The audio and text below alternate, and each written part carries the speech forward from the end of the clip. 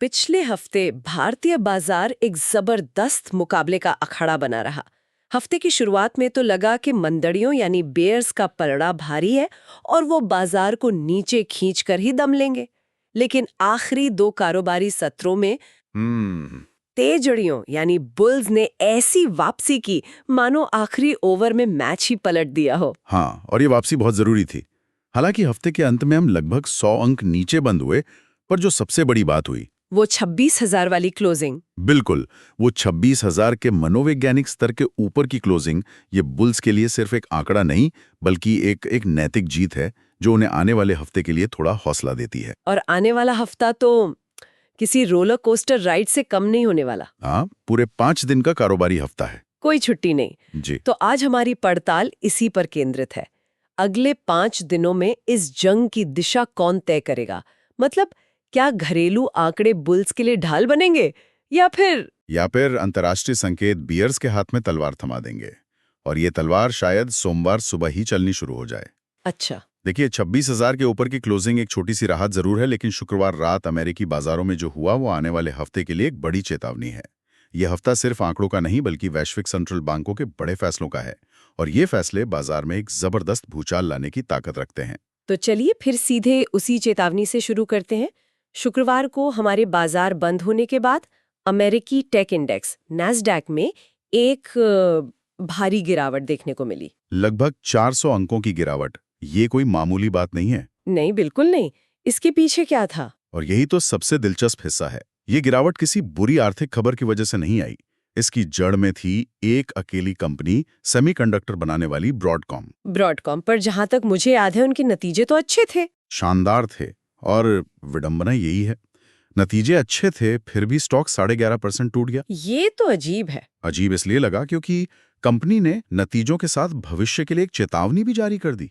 उन्होंने संकेत दिया कि आगे ग्रोथ शायद उतनी तेज न रहे, और बस इसी एक लाइन ने बाजार में खलबली मचा दी। मतलब एक डर का माहौल बन गया। हाँ, निवेशकों को डर सताने लगा कि कहीं ये उस एआई बबल के फूटने का पहला संकेत तो नहीं जिसकी चर्चा महीनों से चल रही है। नतीजा ये हुआ कि ब्रॉडकॉम के डर से बाकी एआई से जुड़े शेयरों में भी जबरदस्त बिकवाली हुई। अच्छा, तो ये एक कंपनी की समस्या नहीं बल्कि पूरे एआई सेक्टर पर भरोसे के संकट जैसा है। अगर बाजार का सबसे चहेता सेक्टर ही लड़खड़ाने लगे तो सेंटिमेंट पर तो असर पड़ेगा ही। बिल्कुल। अगर हम इसे बड़ी तस्वीर में देखें तो ये सिर्फ एक दिन की गिरावट नहीं है।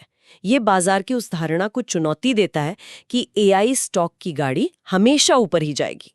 ये एक संकेत है कि शायद स्मार्ट मनी अब थोड़ा सतर्क हो रहा है, और गिफ्ट निफ्टी पर जो सॉन्ग का अतिरिक्त दबाव दिख रहा है वो इसी वैश्विक डर का प्रतिबिंब है। साफ है, सोमवार की सुबह बेयर्स के पास हमला करने के लिए एक मजबूत शुरुआती पॉइंट है। तो अमेरिका से तो साफ तौर पर बादल घिरते दिख रहे हैं। सवाल ये है कि क्या हमारे अपने घरेलू मोर्चे पर कोई ऐसी खबर है जो थोड़ी धूप ला सके? सुना है सोमवार को ही कुछ अहम आंकड़े आने वाले हैं। हाँ, और सोमवार को ही बाजार को 3 अलग-अलग कहानियां सुनाई जाएंगी। पहली कहानी आएगी WPI यानी थोक मूल्य सूचकांक से। ओके। पिछली बार की तरह इस बार भी इसके माइनस में रहने की उम्मीद है। ये कहानी बाजार को पसंद आएगी क्योंकि इसका मतलब है कि महंगाई काबू में है और RBI पर ब्याज दरें बढ़ाने का दबाव कम है। तो ये बुल्स के लिए एक अच्छी खबर हो सकती है। हो सकती है। ठीक है, तो पहली कहानी तो सकारात्मक लग रही है, और बाकी दो कहानियां? दूसरी कहानी आएगी हमारे आयात निर्यात के आंकड़ों से, जो हमारे व्यापार घाटे की असलियत बताएगी। अगर घाटा बढ़ता है तो ये रुपए के लिए बुरी खबर है जो पहले से ही दबाव में है। और तीसरी कहानी आएगी बेरोजगारी दर के आंकड़ों से, जो देश में रोजगार की जमीनी हकीकत को सामने रखेगी। अगर ये दोनों कहानियां नकारात्मक रहीं तो WPI की अच्छी खबर पर पानी फिर सकता है। मतलब सोमवार को बाजार में कशमकश देखने को मिलेगी। निवेशक किस कहानी पर यकीन करना चाहेंगे, इसी पर दिन की दिशा तय होगी। सही कहा। इसके अलावा संसद का शीतकालीन सत्र भी तो चल रहा है। हाँ, और वो शायद इसी हफ्ते समाप्त हो सकता है। सत्र के आखिरी दिनों में अगर कोई बड़ा बिल पास होता है या कोई अहम घोषणा होती है तो उसका भी बाजार पर असर जरूर पड़ेगा।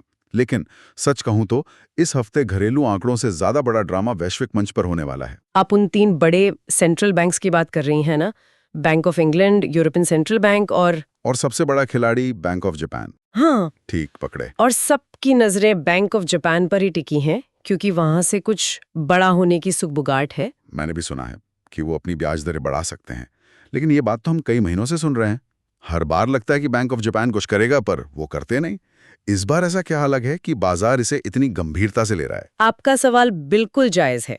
इस बार फर्क ये है कि जापान में महंगाई लगातार 3% के ऊपर बनी हुई है, जबकि उनकी ब्याज दरें जीरो के पास हैं। ओके। ये असंतुलन अब बहुत ज्यादा बढ़ गया है।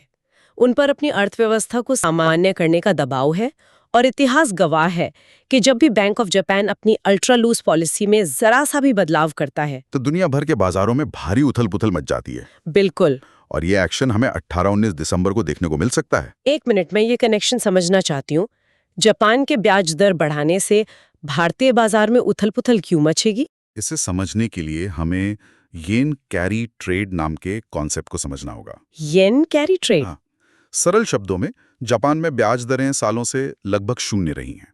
इसका फायदा उठाकर दुनिया भर के बड़े निवेशक, हेज फंड्स वगैरह जापान से येन में बहुत सस्ते में कर्ज लेते हैं और फिर उस पैसे को भारत, अमेरिका, ब्राजील जैसे देशों में निवेश करते हैं, जहां उन्हें ज्यादा रिटर्न मिलता है। मतलब खरबों डॉलर का खेल है ये? खरबों डॉलर का। अच्छा, तो ये सस्ते पैसे का खेल है। तो अगर जापान अपनी ब्याज दरें बढ़ा देता है, हाँ। तो उनका कर्ज महंगा हो जाएगा। बिल्कुल। जैसे ही जापान ब्याज दरें बढ़ाएगा, इन निवेशकों के लिए कर्ज महंगा हो जाएगा। तब वो क्या करेंगे? अपना निवेश बेचेंगे। हाँ, वो भारत जैसे बाजारों में अपना निवेश बेचेंगे, रुपए को डॉलर में और फिर डॉलर को येन में बदलकर अपना जापानी कर्ज चुकाएंगे। जब इतने बड़े पैमाने पर निवेशक एक साथ बिकवाली करते हैं, तो उसे अनवाइंडिंग कहते हैं और ये किसी भी बाजार में सुनामी ला सकता है। बाप रे। अगर वो सिर्फ 25 बेसिस पॉइंट यानी 0.25% की भी बढ़ोतरी करते हैं, तो भी ये इस येन कैरी ट्रेड को हिलाने के लिए काफी होगा। वाह, मतलब हमारे मुंबई के दलाल स्ट्रीट की धड़कनें टोक्यो में बैठे कुछ लोगों के फैसलों से जुड़ी हैं। ये कनेक्शन तो बहुत से निवेशकों को पता ही नहीं होगा। ये तो सच में एक बड़ा खतरा है। और ये अकेला नहीं है। इसी हफ्ते अमेरिका के महंगाई के आंकड़े भी आने वाले हैं। अच्छा। और ये आंकड़ा इस बार बहुत ज्यादा अहमियत रखता है, क्योंकि ये लगभग 40-42 दिन के अमेरिकी सरकार के शटडाउन के बाद पहली बार आ रहा है। मतलब अक्टूबर के बाद सीधे दिसंबर में।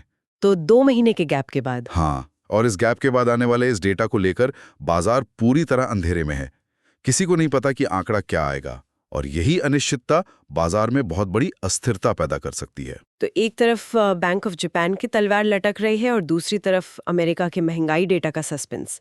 लगता है ये हफ्ता ट्रेडर्स के सब्र का पूरा इम्तिहान लेगा। चलिए अब व्यापार और मुद्रा बाजार की तरफ आते हैं। वहां भी एक नया ड्रामा शुरू हुआ है, इस बार मेक्सिको से। हाँ, और ये वैश्विक सप्लाई चेन के लिए एक और सिरदर्द है। मेक्सिको ने भारत समेत कई एशियाई देशों से आने वाले सामान पर 50% का भारी भरकम टैरिफ लगा दिया है, जो 1 जनवरी से लागू होगा। वजह ये बताई गई है कि इन देशों के साथ उनका कोई मुक्त व्यापार समझौता नहीं है। और ये उन भारतीय कंपनियों के लिए सीधी चोट है जो मेक्सिको को निर्यात करती हैं। बिल्कुल, खासकर हमारे ऑटो पार्ट्स, टेक्सटाइल और इंजीनियरिंग गुड्स सेक्टर पर इसका असर पड़ सकता है। हालांकि सरकार बातचीत कर रही है, लेकिन जब तक कोई समाधान नहीं निकलता, ये एक नकारात्मक खबर बनी रहेगी। इसी तरह अमेरिका चीन ट्रेड डील को लेकर जो थोड़ी बहुत उम्मीद बची थी, वो भी अब लगभग खत्म हो गई है। लगता है ये मामला अब अगले साल चुनाव के बाद ही सुलझेगा। और इन सब वैश्विक तनावों के बीच हमारे रुपए की हालत तो बस दिन ब दिन कमजोर होता जा रहा है। और रुपए की कमजोरी वो एक दोधारी तलवार है। एक तरफ ये हमारे आयात को महंगा बनाती है, खासकर कच्चे तेल का बिल बढ़ाती है, जिससे महंगाई बढ़ने का खतरा रहता है। और दूसरी तरफ ये FIIs यानी विदेशी संस्थागत निवेशकों के लिए चिंता का सबब है। जब रुपया गिरता है तो डॉलर में उनका रिटर्न कम हो जाता है, जो उन्हें बिकवाली के लिए और उकसाता है। RBI ने तो पिछली पॉलिसी में रुपए पर ज्यादा चिंता नहीं दिखाई थी। उनका रुख काफी शांत था। क्या आपको लगता है कि इस बार वो बाजार में दखल देकर रुपए को संभालने की कोशिश करेंगे? ये एक बड़ा सवाल है और इसी से जुड़ा है FII और DII की गतिविधि का वो पैटर्न, जिसे हम महीनों से देख रहे हैं। हाँ, FII बेच रहे हैं और DII खरीद रहे हैं। बिल्कुल, FII नवाचार बेच रहे हैं और DII यानी हमारे घरेलू संस्थागत निवेशक जैसे म्यूचुअल फंड और बीमा कंपनियां उस बिकवाली को खरीदकर बाजार को थामे हुए हैं। ये एक तरह से भारतीय बाजार की ताकत का इम्तिहान है। सही कहा। अच्छा, एक नजर कमोडिटी और क्रिप्टो पे भी डाल लेते हैं। कच्चे तेल की कीमतें तो काफी शांत लग रही हैं, WTI 57 और ब्रेंट 61 के आसपास। ये हमारे लिए अच्छी खबर है। तेल का नियंत्रण में रहना रुपए और महंगाई दोनों के लिए राहत की बात है। लेकिन सोने चांदी में कुछ हलचल है। सोना जहां ऊपर मजबूती से टिका है, वहीं चांदी में एक तेज गिरावट आई है। जो चांदी 65 के स्तर तक पहुंच गई थी, वो अब गिरकर 61-62 की रेंज में आ गई है। और क्रिप्टो करेंसी? वहां ज्यादा कुछ नहीं। बिटकॉइन $9,900 के आसपास और इथीरियम 3,100 की रेंज में बना हुआ है। ये सारे आंकड़े डॉलर में हैं। तो अगर हम इन सभी बिंदुओं को जोड़ें, मैक्सिको का टैरिफ, वैश्विक ट्रेड की चिंता, रुपए की कमजोरी और एफआईआईज की लगातार बिकवाली, ये सब मिलकर बाजार पर एक चौतरफा दबाव बना रहे हैं। तो इन सब का मतलब क्या निकलता है? साफ है कि इस हफ्ते बाजार एक जबरदस्त रस्साकशी के लिए तैयार है। बिल्कुल। एक तरफ हैं बुल्स, जो किसी भी हाल में 26,000 के अपने किले को बचाना चाहेंगे। अगर वो इस स्तर को होल्ड कर लेते हैं तो उनका आत्मविश्वास लौटेगा। और दूसरी तरफ है बेयर्स, जिनके पास सोमवार की सुबह अमेरिकी बाजार की गिरावट का एक तैयार हथियार है। उनकी पहली और एकमात्र कोशिश यही होगी कि 26,000 के सपोर्ट को तोड़ा जाए और बाजार को एक नए निचले स्तर की तरफ धकेला जाए। इन सब के ऊपर चीन और जापान के बीच जो भू राजनीतिक तनातनी चल रही है, उस पर भी नजर रखनी होगी। हाँ, वहां से आई कोई भी छोटी बड़ी खबर बाजार के सेंटिमेंट को तुरंत प्रभावित कर सकती है। तो सप्ताह का सार क्या है? सार यही है, एक पाले में हैं बियर्स, जिन्हें ताकत मिल रही है अमेरिकी एआई सेक्टर की घबराहट से और बैंक ऑफ जापान के फैसले के डर से। दूसरे पाले में है बुल्स, जिन्हें सहारा दे रहे हैं हमारे डीआईआईज और ये उम्मीद कि शायद घरेलू महंगाई के आंकड़े कुछ राहत लेकर आएंगे। और नतीजा? नतीजा ये होगा कि अस्थिरता यानी वॉलेटिलिटी इस हफ्ते का दूसरा नाम होगी। बिल्कुल सही। तो चलिए आज के इस पड़ताल को एक अंतिम विचार के साथ खत्म करते हैं। हमने एफआईआई की बिकवाली और डीआईआई की खरीदारी के पैटर्न की बात की।